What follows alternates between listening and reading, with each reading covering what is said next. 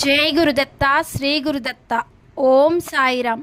శ్రీ గురుచరిత్ర అధ్యాయం 4. శ్రీ గణేశాయ నమః. శ్రీ సరస్వత్యై నమః. శ్రీ గురుభ్యో నమః.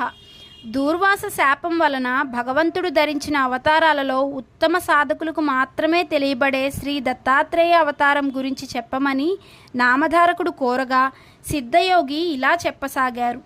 పూర్వం ఒక కల్పాంత ప్రళయం తర్వాత నారాయణుని నాభికమలం నుండి బ్రహ్మ ఉద్భవించి సనకాది యోగులను, మరీచి మొదలైన సప్త ప్రజాపతులను తన మానసపుత్రులుగా అవతరింపజేశాడు.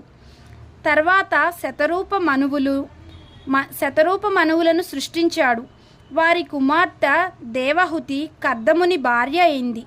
ఆమెకు కలిగిన కుమార్తెలలో అనసూయాదేవి అత్రి మహర్షికి భార్య అయి మహాపతివ్రతగా ప్రసిద్ధికెక్కింది.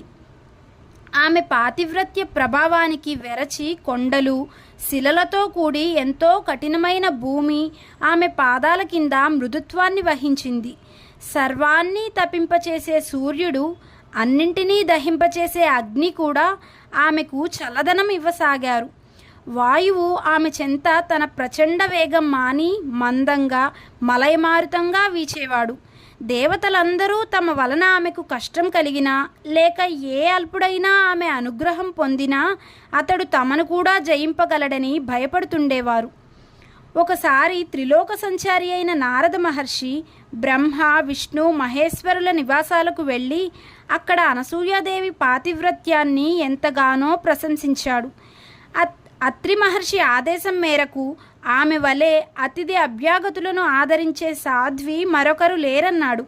అప్పుడు త్రిమూర్తుల భార్యలు కూడా దేవతలందరి వలెనే భయపడి అసూయ చెంది ఆమె పాతివ్రత్య మహిమను తగ్గించమని తమ భర్తలను నిర్బంధించారు. అప్పుడు త్రిమూర్తులు అతిథి వేషాలలో అత్రి మహాముని ఆశ్రమానికి చేరుకున్నారు. అనసూయాదేవి వారికి ఎదురేగి స్వాగతం చెప్పి అర్ఘ్యపాద్యాదులు సమర్పించి, అయ్యలారా, మీ రాకచేత మా ఆశ్రమం పావనమైంది. మీకు నేనేమి చేయాలో సెలవీయండి.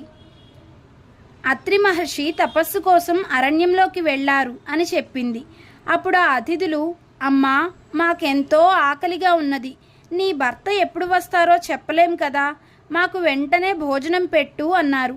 ఆమె లోపలికి వెళ్ళి విస్తళ్ళు వేసి, అయ్యలారా, భోజనానికి దయచేయండి అని ప్రార్థించింది. అప్పుడు వారు, సాధ్వి, నీవు మాకు ఆతిథ్యం ఇస్తానని మాట ఇచ్చావు, కానీ మాదొక షరతు ఉన్నది. నీవు కట్టుకున్న గుడ్డలు విడిచి నగ్నంగా వడ్డిస్తేనే మేము భోంచేస్తాము, లేకుంటే ఇలా ఆకలితోనే వెళ్ళిపోతాము అన్నారు. వారు ఆకలితో వెళ్ళిపోతే అత్రి మహర్షి ఆదేశాన్ని మీరినట్లవుతుంది. అంతేగాక ఆకలితో తిరిగిపోయిన అతిథి గృహస్థుల పుణ్యాన్ని, తపస్సును తీసుకుపోతాడని శాస్త్రం.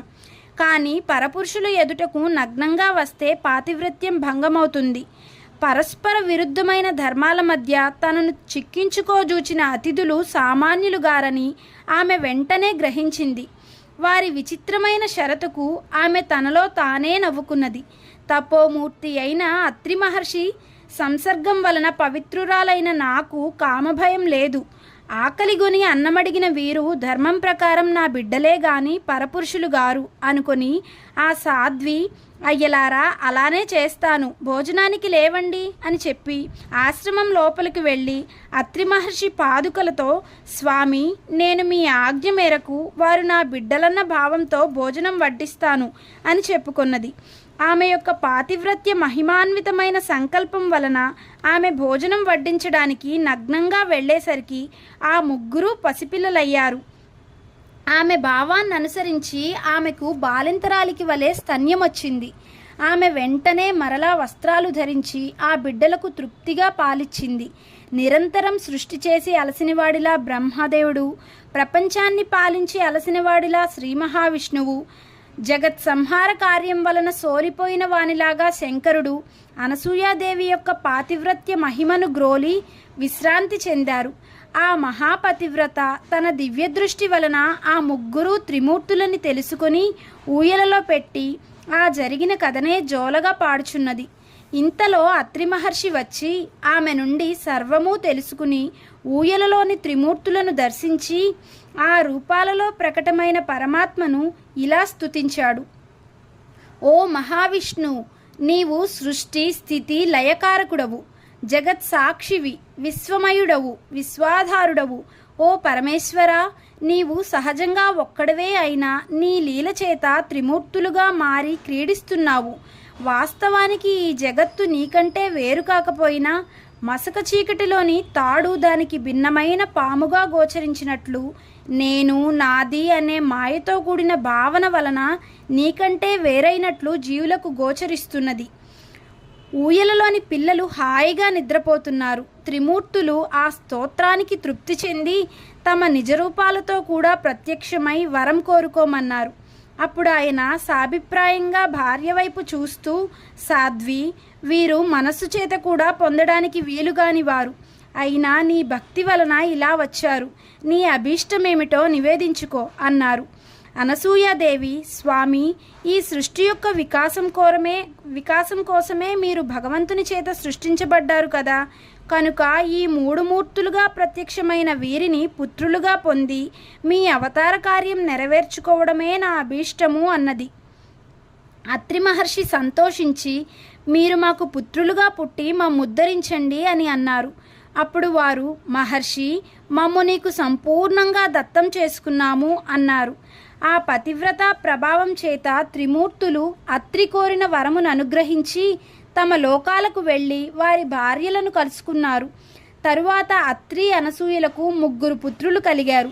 సద్గురువైన అత్రి మహర్షికి ఆత్మసమర్పణ చేసుకుని సేవించిన ఫలితంగా తనకు వ్రతభంగం చేసి శపించడానికి వచ్చిన త్రిమూర్తులను బిడ్డలుగా పొందింది అనసూయాదేవి.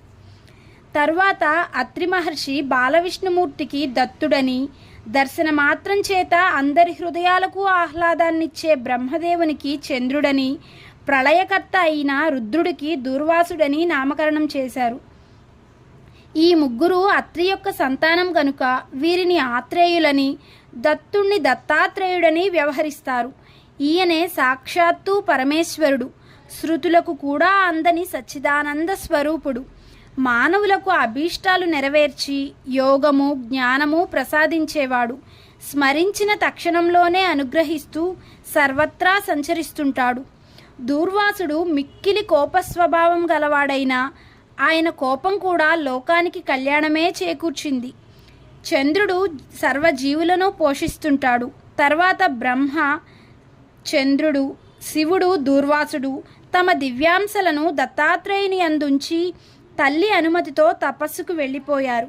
నామధారక, అలనాటి దూర్వాస శాపం వల్లనే పరమాత్మయైన శ్రీదత్తుడు శాశ్వతంగా భూమి మీద సంచరిస్తూ భక్తులను అనుగ్రహిస్తుంటారు. అసలు ఆయన అవతరించినదే అందుకు. స్థూల దృష్టికి అలా కనిపించినా నిజానికి ఇతర అవతారాలు తమ కార్యం తీరగానే శరీరాలు త్యాగం చేసి వైకుంఠానికి వెళ్ళిపోయినట్లు భగవంతుడు ఈ దత్తావతారంలో చేయడు. శ్రీరాముడు రావణాది రాక్షస సంహారం కోసము, శ్రీకృష్ణుడు దుర్యోధనాది దుష్టులను సంహరించి భూభారం తగ్గించడానికి అవతరించారు. ఆ కార్యాలు తీరగానే ఆ ఇద్దరూ తమ శరీరాలు వదిలివేశారు. కానీ సర్వజనోద్ధరణమనే దత్తావతార కార్యం సృష్టి ఉన్నంత వరకు కొనసాగవలసిందే. కనుక దత్తస్వామి అవతార త్యాగం చేయకుండా నిత్యము భూమిపై సంచరిస్తుంటాడు. శ్రీ దత్తాత్రేయుడే ఆది గురువు.